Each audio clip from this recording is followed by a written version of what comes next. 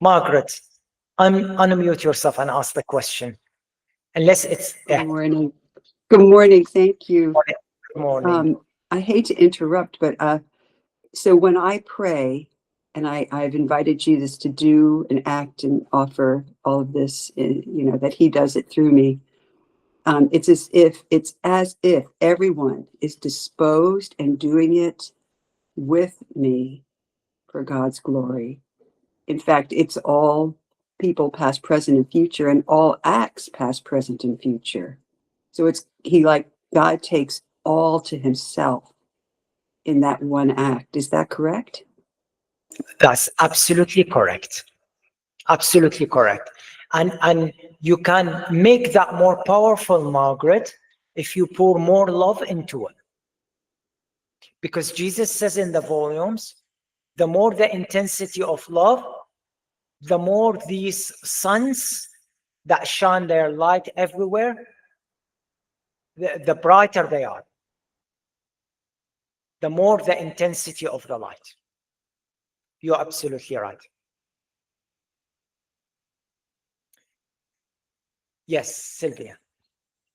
I just wanted to ask a question following what Father Bruno said, because this morning you talked about the hour of death.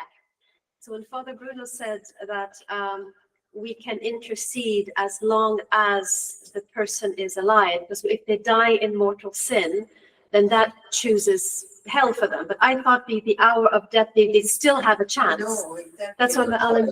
Yes. So in the diary entry we read, Jesus speaks about giving them an hour. In their terms, an hour. For us, it might seem a second. If there's a bullet, it's like they have what is equivalent to an hour in their terms, in their understanding, to choose God.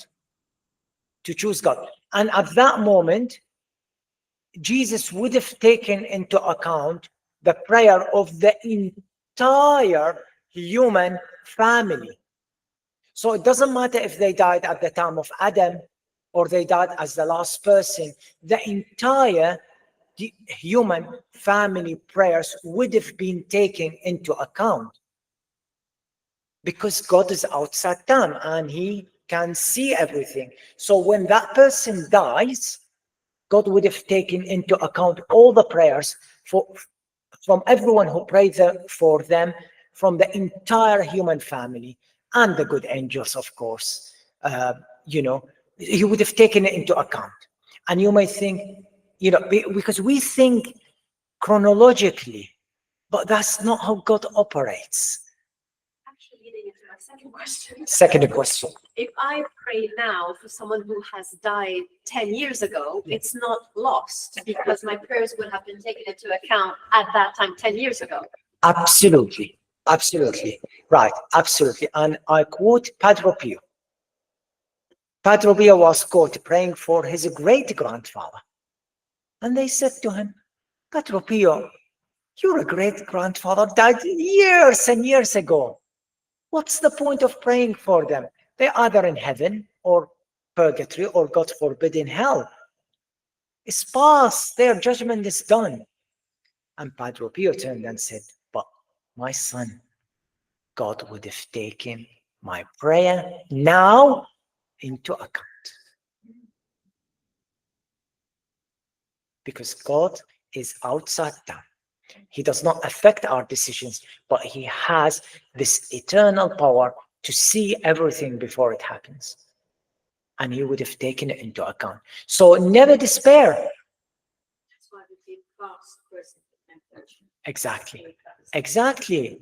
And when Adam sinned and Eve sinned, God could see the acts of Mary and Jesus and Luisa who made up for Adam, who made up his office. And to show Luisa is true, Adam appeared to Luisa. Adam appeared to no one I know of. I think he's not a very popular person.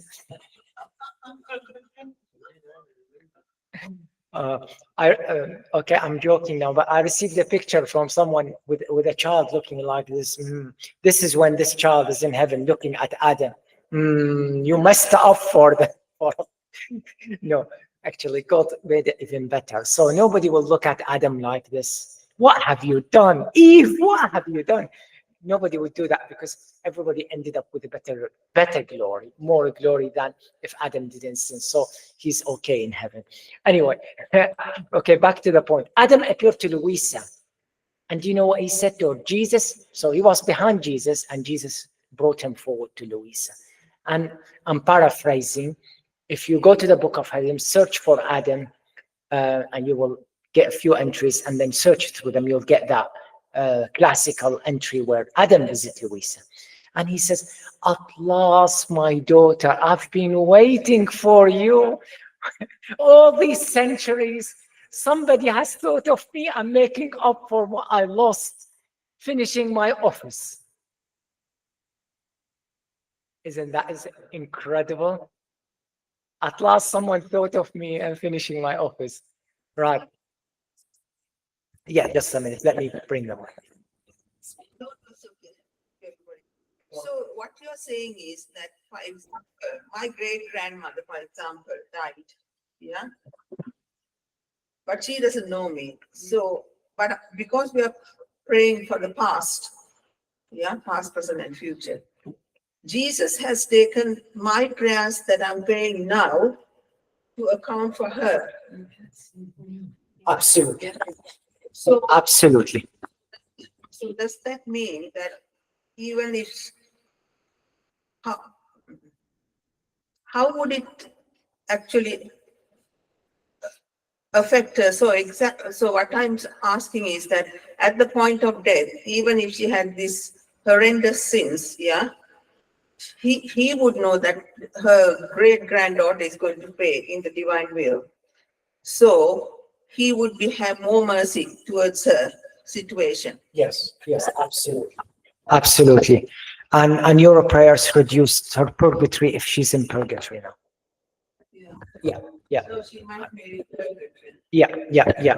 Yeah. And you hear many stories of saints who say that many to quote really, who say that the moment you intend to offer a mass for someone, that moment the person is relieved in purgatory even before the priest gets round on his rota to do that mass.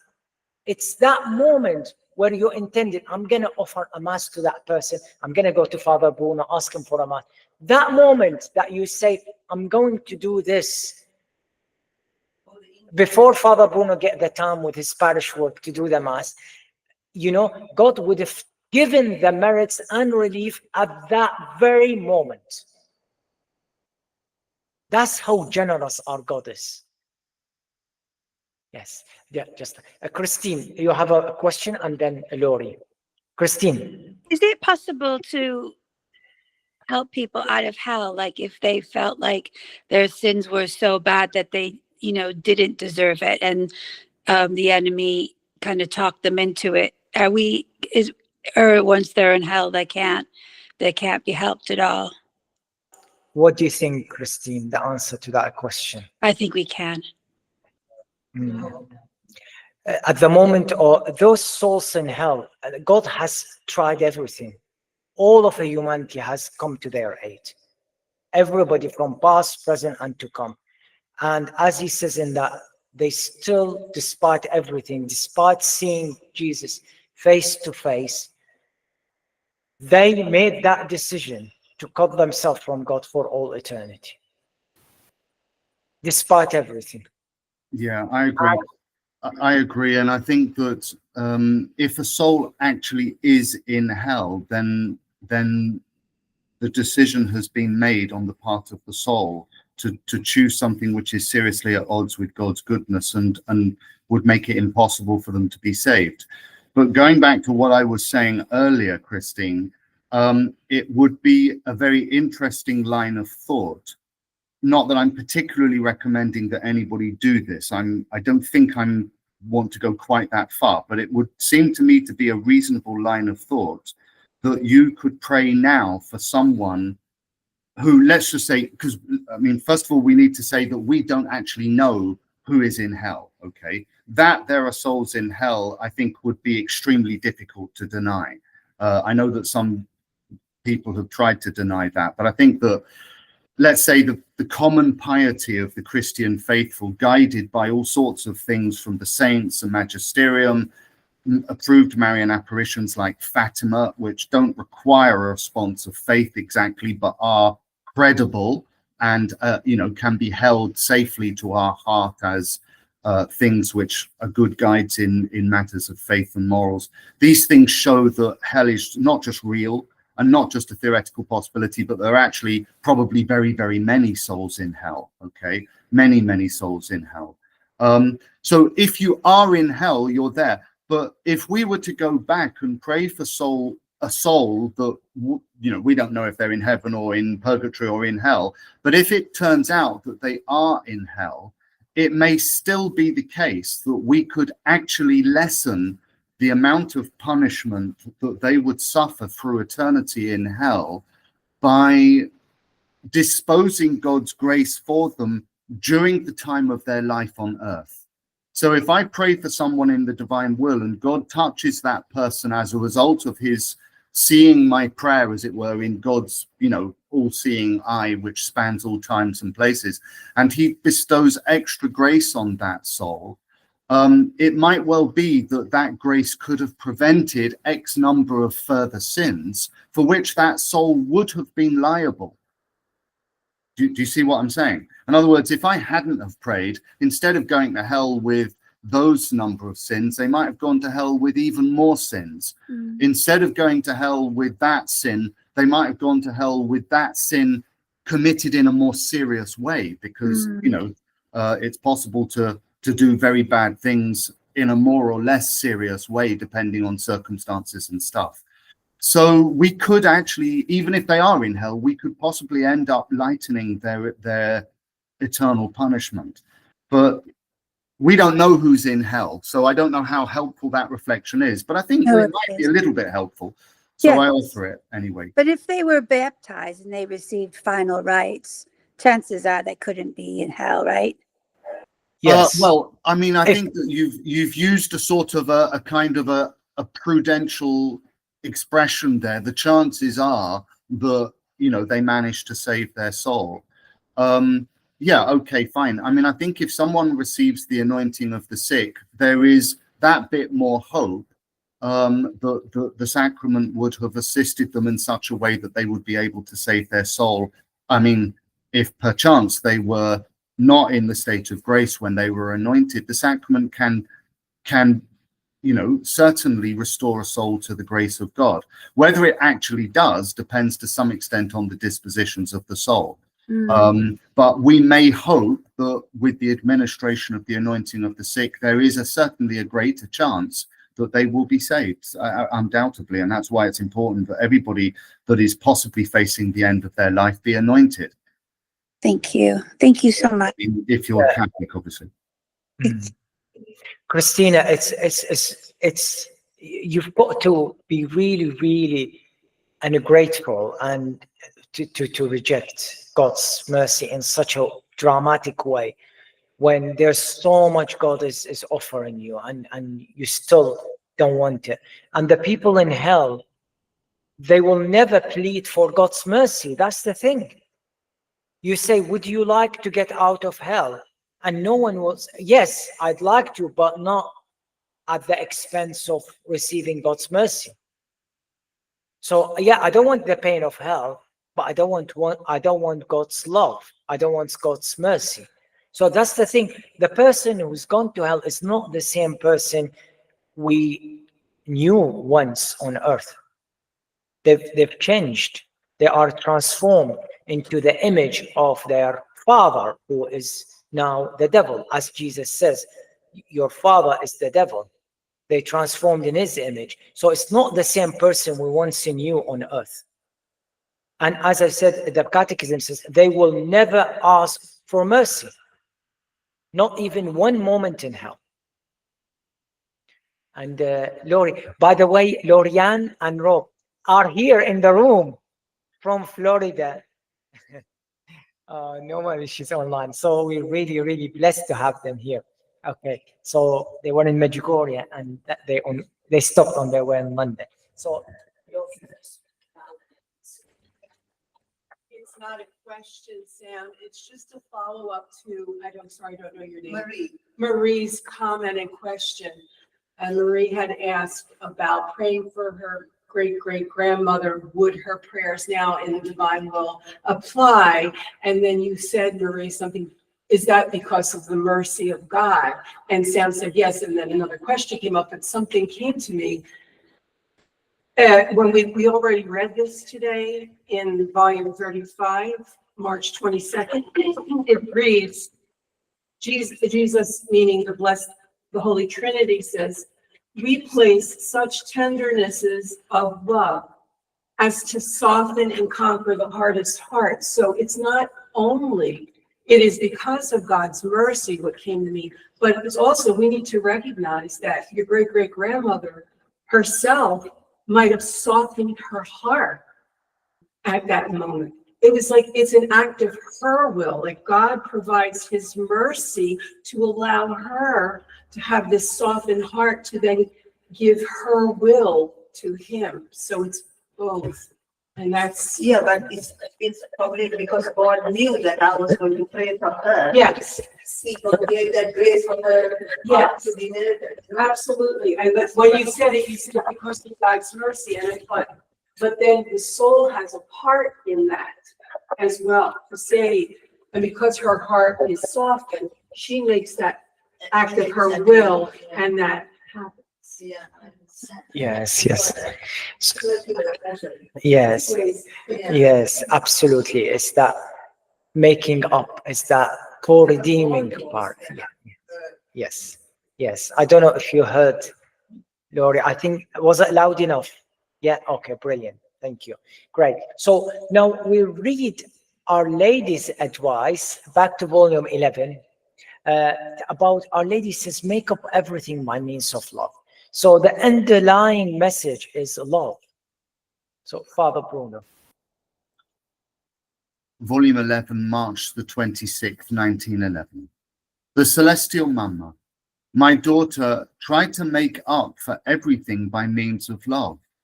May you cherish one thing alone, to love, one thought alone, one word alone, one life alone. Love. Absolutely. And how is love demonstrated? Through sacrifice. Through sacrifice. So we go to St. Paul's, what he mentioned, it makes me happy to suffer for you as I'm suffering now, and in my own body to do what I can to make up all that has still to be undergone by Christ for the sake of his body, the church.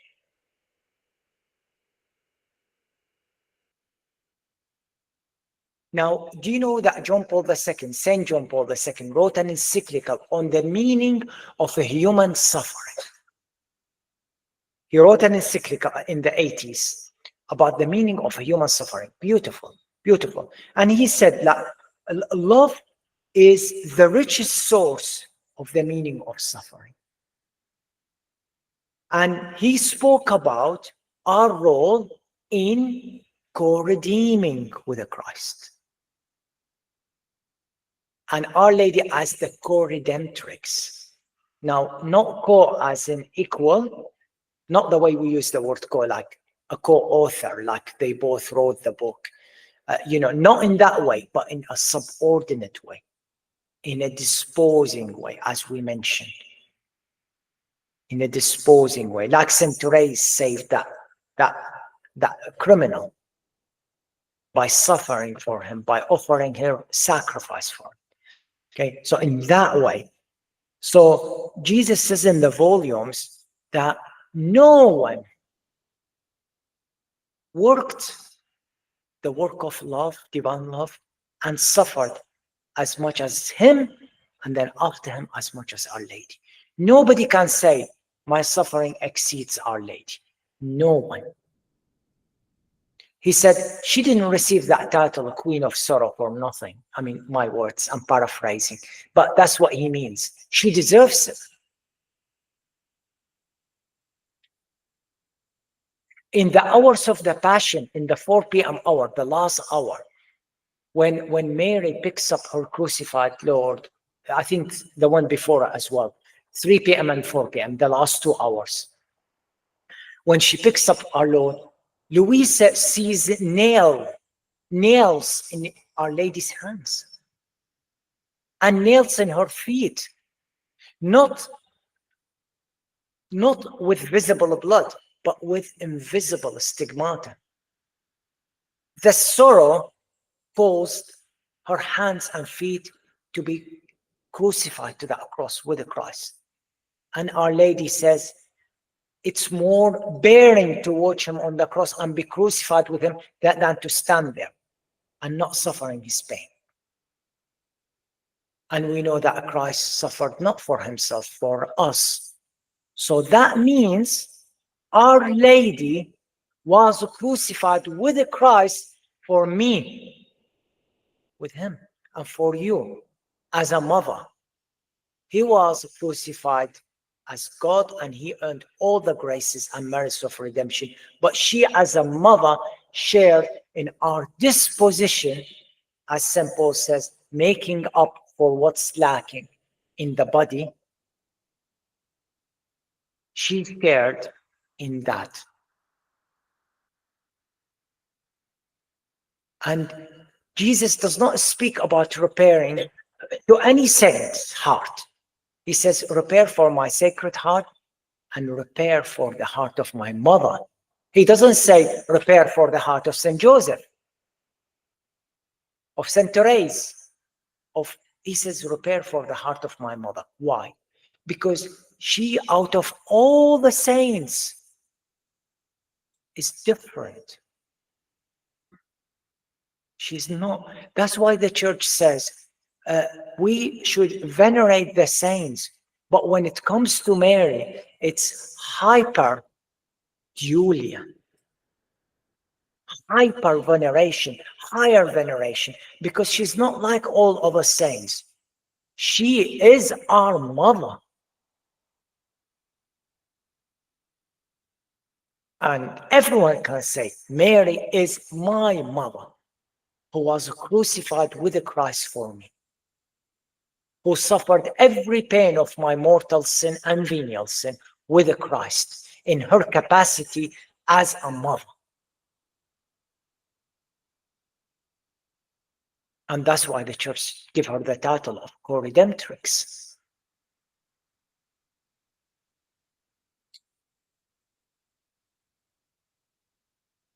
And that's why Jesus says, in heaven, each one will have Mary all for himself, herself alone, like me. Which is incredible. Incredible.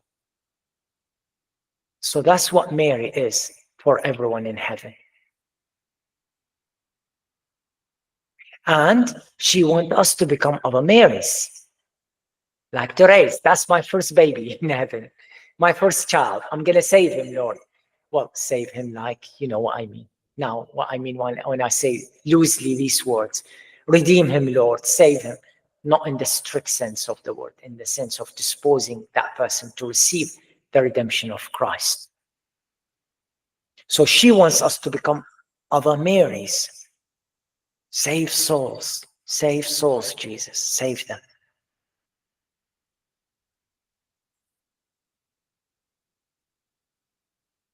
Yeah, the Catechism as well speaks about our role in co-redeeming in paragraph 618.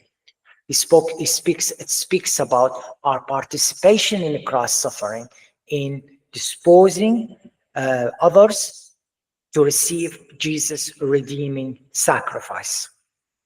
And it says in the Catechism, the closest to him, his collaborator, his saints, are the ones who wants most to share in this salvific mystery.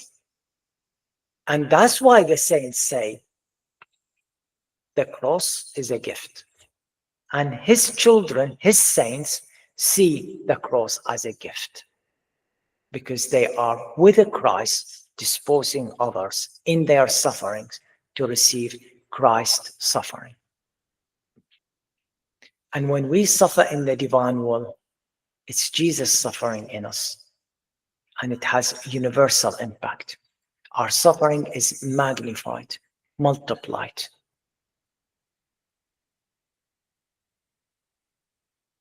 And the secret of suffering in the divine will is this: turn your eyes away from self. Look at Jesus suffering in you. Do not say, poor me, little one, how many times I've been through this. Instead, say, poor Jesus, what are you suffering for the sins of the world? And you want to suffer in my humanity to redeem. When you do that, don't take my word for it. Jesus said it in the volumes. But when you do that, you will see immediate effect. Suddenly, your pain will become bearable, and you will be peaceful. Honestly, I can give you 2 examples in my life. So, one example is this, okay? So, before I knew about the divine will, I used to pray in the divine will, but I was from the 90s, but I was really a baby, still at the surface. All right, so I used to get these nightmares, okay? I used to get these nightmares every now and then. I feel like I'm trapped in a box and I cannot escape. All right. No, I used to get these, and then I would get out of the bed in horror and then realize it's a dream. Oh, thank God, what a nightmare, it happened again. Okay, I used to get these, and some people, when I mentioned it, some people, they said, well, I get them, I'm in a well, I'm stuck in a well, or I'm stuck in somewhere, or I'm at the bottom of the ocean and I cannot swim up. So people I realized some people have similar experiences as a nightmare, but I used to get these. And what I do, as every Christian would do, Lord, save me, which is a valid prayer, isn't it? Like we all pray. But when I read the Hours of the Passion, when I read Luisa speaking about Jesus in the womb of Mary for 9 months, unable to move and in darkness, stuck there for 9 months, conscious of everything, taking the place. I started praying with Jesus, sorrowing for his pain. And when this happened to me, a thought came to me. And so what?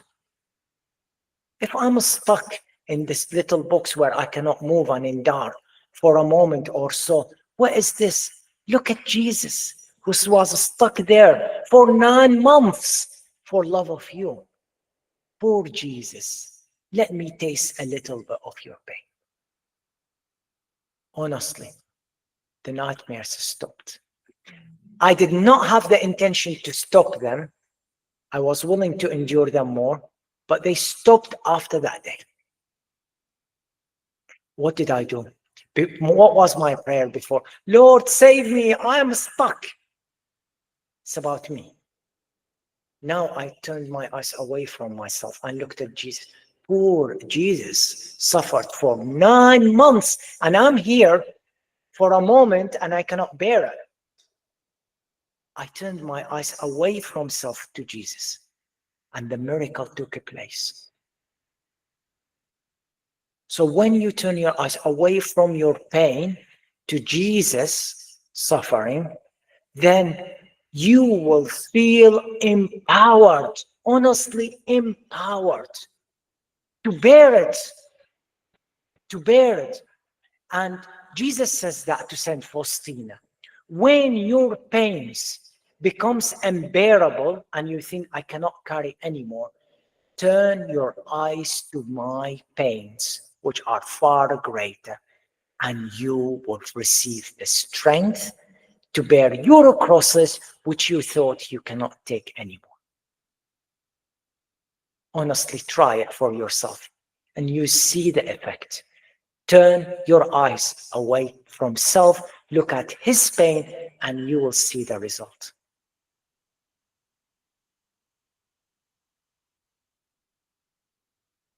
And it will be also, it will give a lot of merits and relief to others because you embraced it for Jesus' sake.